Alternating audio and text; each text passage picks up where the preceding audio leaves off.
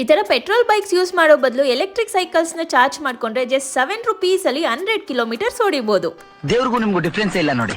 ಅಷ್ಟೇ ಅಲ್ಲ, triple riding ಮತ್ತೆ ಗೂಡ್ಸ್ ಕ್ಯಾರಿಯರ್ ಸರ್ವಿಸ್ ಕೂಡ ಇದೆ ಅಂಡ್ ಲೈಫ್ ಟೈಮ್ ಸೈಕಲ್ಸ್ ಗೆ ವ್ಯಾರಂಟಿ ಕೊಡ್ತಿದ್ದಾರೆ. ಫ್ರೀ ಸರ್ವಿಸ್ ಮತ್ತೆ ಫ್ರೀ ಆಕ್ಸೆಸರೀಸ್ ಕೂಡ ಸಿಗ್ತಾ ಇದೆ.